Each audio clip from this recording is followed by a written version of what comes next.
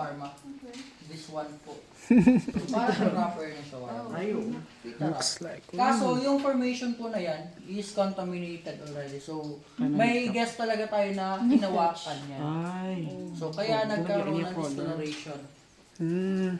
So meron Pero maano pa na siya, mag-grow pa na siya. Yes sir, gagrow pa na siya sir kay continuous drippings ng water sir. Para pa din. Ay, very good. So careful din dito banda sir, baka mauntog yung mga ulo niya. Safe ang mga putot like me. So meron pa pala tayo dito ang shark tooth formation. So para siyang ngipin. Ah, yeah. Yung formation na yan. So shark tooth formation. So yung crystal cave po pala ay may tatlong chamber. So yung isang chamber is nandyan. Diyan ka like magko-crawl. More on crawl and duck walk. Then the other chamber naman po is this is the main chamber. Then yung pinakahuling chamber is yung nasa end of our railings.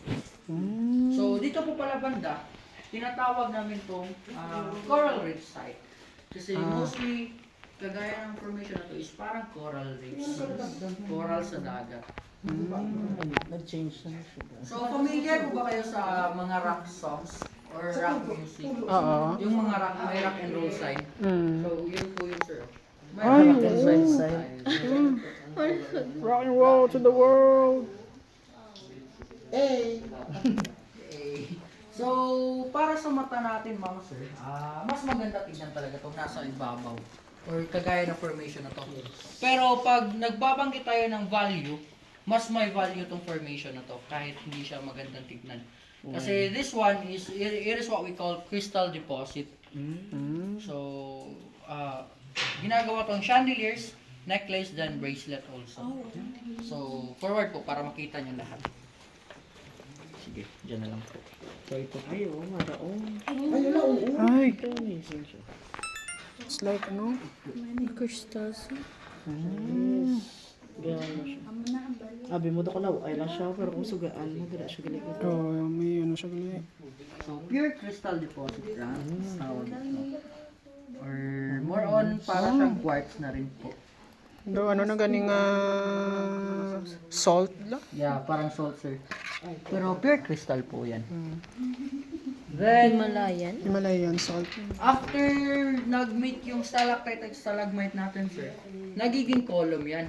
So, that one is column. Nag-meet na sila. Nag-meet na sila. So, it takes thousands of years or hundreds of years to make that formation. Kasi yung average growth ng ating stalactite is 1 mm per year lang. So, sobrang liit na tubo niya. So, this one, yung parang mga 1 inch na yung laki, it is already 25 years old. So, yung mga ganyan kalalaki, 25 years, 25 or more than years na. So, sobrang liit na sila. So, if wide yung imagination po pala natin dito inside the cave, so meron tayong mga iba't ibang formation na makikita. So, kagaya nitong formation na to na parang kamay. Sa babaw. This one. Ay, yeah. Lima ka, no? So, para siyang kamay. Namugin na iya. So, we also have another formation here na parang kamay. So, ito na naman yun. Dirty finger naman. Dirty finger, the ring finger para sa akin. Ring finger, go. So, dahil Christmas po pala ngayon, so merong mga deer, no? So, si Santa may deer or si Rudolph. So, si Rudolph po pala ay nandito sa cave. So, nandito siya, oh. So, para siyang deer.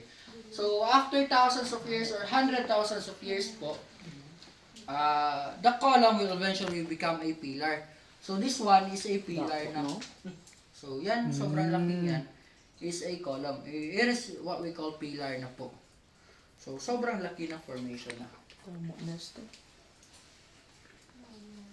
So, meron din po pala tayong formation dito na pag pinapakita namin sa mga guest, tinatawag nila na Virgin Mary or Mama Mary daw.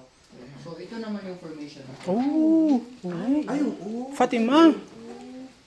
Do Fatima. May nagaluhod nga no dabla tatlo ka bata. Yes, sir. Tu. Ara siya. Gatindog sa tong. Doon may mga gapray. So, way back 2000s or 1980s pa, some of the locals or some people come here unauthorized. So, that's why this cave is damaged. So, just like that one, damaged or contaminated. Kasi mostly all of the people come here way back. They climbed up there because it doesn't has railings that times. So kaya po ganito yung result ng ginawa nila. So makikita niyo po pala doon banda na nag-glitter. Pero mayroon pong mas maganda po. Yes po, nag-grow siya. Just like that one po, na nagiging Pilar na siya, no? or column pa po yan kasi sobrang liit. Sobrang liit po nasa ibabaw. Dumas dasig mag-grow on sa dalom, no? More on mas madali po yung sa ibabaw. 1 millimeter per year. Pero kung lang taon. Pero pag more on malakas kasi yung drippings po. More on mas mabilis po talaga tong sa ilalim kasi nagsa-stack siya. Unlike sa ibabaw na tumutulo Mahulog. ng tubig. So yung nabubuo sa ilalim, galing din sa taas. Is product po nang galing sa taas. So May mga kagaya po ng mga formation na nagwa-white, kagaya niyang mga formation na yan, is more on, just like that one po na sobrang puti. Product po yan. Sa taas. Yung formation na yan. Malakas yung dripping sa taas. Then, Dripping papunta sa ibaba naman po. So may mas maganda po pala tayong formation kagaya niyan. Ito po. nag-glitter. Glittering. So, sobrang nag-glitter po. So, it is quartz or Quartz. ano pa po? Nakalimutan ko na kung anong tawag. So, pag basa po talaga yan, hindi nag-show yung mga white glitters po. So, ngayon na medyo nag-dry na siya, kaya nakikita natin na nag-glitter na siya. So, pero meron po pala tayong mga gas nito na sobrang titigas ng mga ulo. So, most of them touch the rock formation sa Cyrus Cave. So, kaya po makikita natin na may handprint po pala dito. So, tinatch po yan. So, mga 1 week pa po yung Nag-heal. hindi po. 1 week na nag-touch sila dyan. Then, this is the result po. Araw, kamot. So, mga 1 week pa po yan na nag-touch sila dyan. Then, 1 week before, 1 week after, yan na po yung result mo. Itim na siya. Sobrang Sensitive. na mga Ito. formation. Yan po ay nag-heal na po. So, makikita po niyo na sobrang white nito na color. So, dahil po dyan sa mga formation na yan. So, meron din po tayo dito na nag-heal na talaga. So, makikita nyo sa ilalim is more on nag-brown. Kaso, nag-coat siya ng another white. So, tinatawag natin yung chemical na yan is calcium carbonate dahilan kung bakit nag-white siya pabalik. Then, another crystal deposit naman. Yan. Crystal deposit. Kaso sobrang layo, hindi natin matutok yung flashlight natin.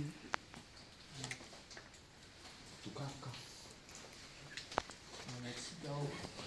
Meron bang nag-try na yung tubig na Kung gusto mo mag-try, sir, mayroon po tayo sa ulo ni ma'am, banda. okay. Tumutulo palagi. Pwede yung Safe na. It is recommended to drink it during survival only. Kasi more on high on calcium po kasi yan. So pag nagdi-drink ka palagi, magkakastalactite at stalagmite yung kidney mo. Or magkaka-kidney stone ka po. So more on delikado rin siya pag ininom mo ng matagal. Pwede ka lang duro ka-try. So yung last chamber ko pala, yan na yun. Yung last chamber. Kaso bawal na yun puntahan kasi low on oxygen. Yung oxygen level niya dyan is super low. So last time may 3 guide na pumunta dyan, muntik na yung isa hindi makalabas. Kasi muntik na masuffocate. Kaya pinagbabawal na pumunta kami dyan. Okay. So dito po banda, magpipicture na tayo. So I'll take picture.